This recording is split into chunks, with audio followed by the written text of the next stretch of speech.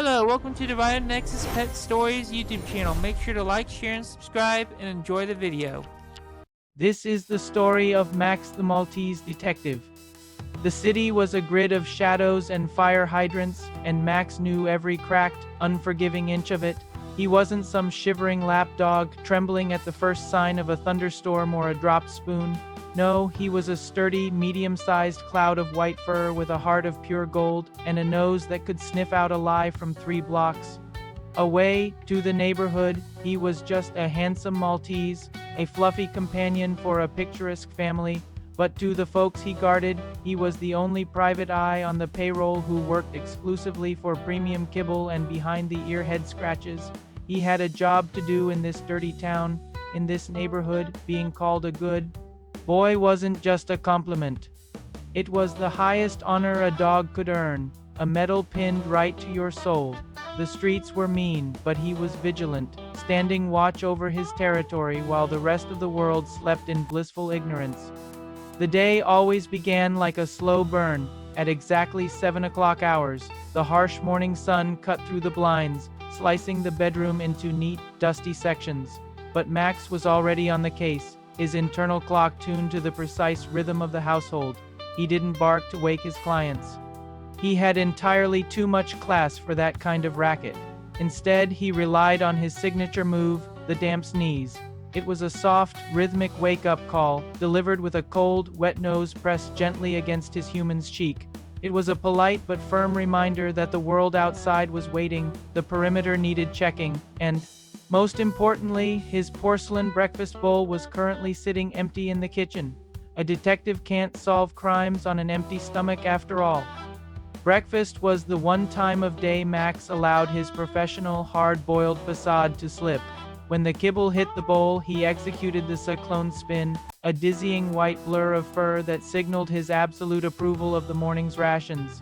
He ate with the intense focus of a gumshoe who knew his next meal wasn't guaranteed in this chaotic world.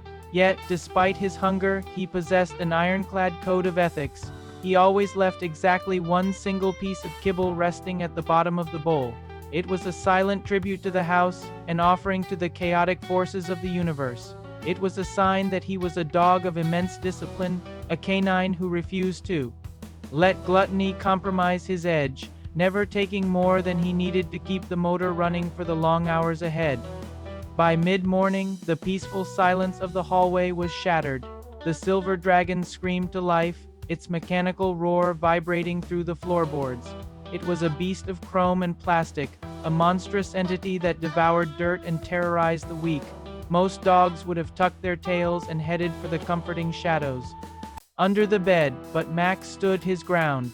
His medium-sized frame was planted firmly on the woven rug, a star-quite sentinel against the mechanized terror. He let out a single, authoritative woof. It wasn't born out of malice or panic, but a calculated warning to let the beast know that the detective was watching its every move. Max was the thin, furry line between his family and utter destruction. The standoff was a tense ballet of noise and motion. Max escorted the screeching vacuum from room to room, shadowing its every erratic turn. He kept his distance but never let it out of his sight, ensuring his humans were safe from its noisy hunger. He watched carefully as it bumped mindlessly into table legs and baseboards, a dumb brute lacking any real investigative finesse.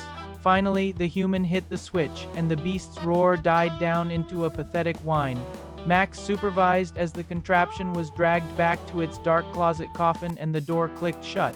The air cleared, the vibrations ceased, and the territory was secure once more. Just another routine containment operation for the household's top brass. With the morning threats neutralized, Max took his post on the high watchtower, the elevated back cushions of the living room sofa. From this strategic vantage point, he had a clear view of the street below and the front walkway.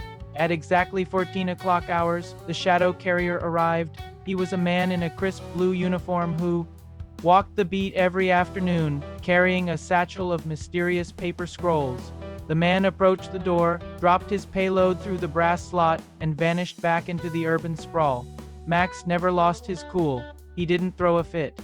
He simply gave a short, polite alert, a single sharp bark to let the family know the intel had arrived.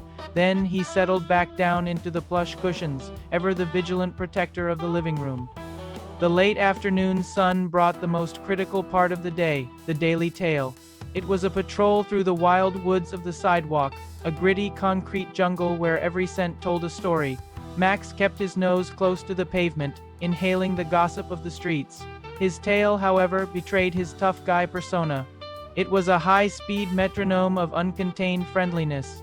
This was where the real intel lived. He analyzed the lingering scent of a passing tabby cat, documented the suspicious trajectory of a discarded butcher's sandwich wrapper, and noted the damp spots near the hydrants. He logged it all in his steel-trap mind, keeping his fluffy ears pinned back, listening for any trouble brewing on the corner. Trouble didn't brew, but respect was tested. Rounding the corner, Max found himself face to face with a massive golden retriever, a heavyweight 3 times his size. In this town, you didn't survive by backing down from the big guys. Max stood his ground, offering a polite, steady wag of his tail. He didn't need to be the biggest dog on the block to be the most respected. He just had to be the one who played fair and held his head high. The giant retriever sniffed in acknowledgement, recognizing the quiet authority radiating from the smaller detective. Max stood tall, his pristine white coat catching the fading sunlight, proving to the neighborhood that a medium-sized frame was the absolute perfect balance of agility and authority. But even a seasoned pro like Max had to pay the price for his snowy, immaculate coat. Evening brought the trial of the silver bristles, a mandatory debriefing and grooming session in the bathroom. He sat as still as a marble statue while the wire brush worked methodically through his mane. He leaned into the gentle touch with a soft sigh, dropping the tough guy act for just a moment. He was a good dog, and he understood that keeping his fur bright, clean, and untangled was simply part of the uniform. You couldn't represent the department of the household looking like a street stray. He endured the brushing with stoic grace, a veteran officer maintaining his gear. As the neon green glow of the digital kitchen clock flickered in the dark, Max knew his shift had finally come to an end. He traded his metaphorical watchman's coat for the ultimate comfort, a freshly folded mountain of warm laundry left on the bed. It was the one sanctuary where a weary gumshoe could truly relax and let his guard down. He burrowed his sturdy bulk deep into the lavender-scented towels, letting out a long, contented breath that ruffled his whiskers. The house was utterly quiet, the mechanical dragon was banished to its closet, and his humans were sleeping soundly nearby exactly where he wanted them. He closed his eyes, drifting off to dreams of open, sunlit fields and endless falling treats. It was a tough dog's life in the big city, but Max was undeniably the best pup for the job. Thanks for watching. I hope you enjoyed this story. If you did, make sure to like and subscribe for more content, and until next time, stay super.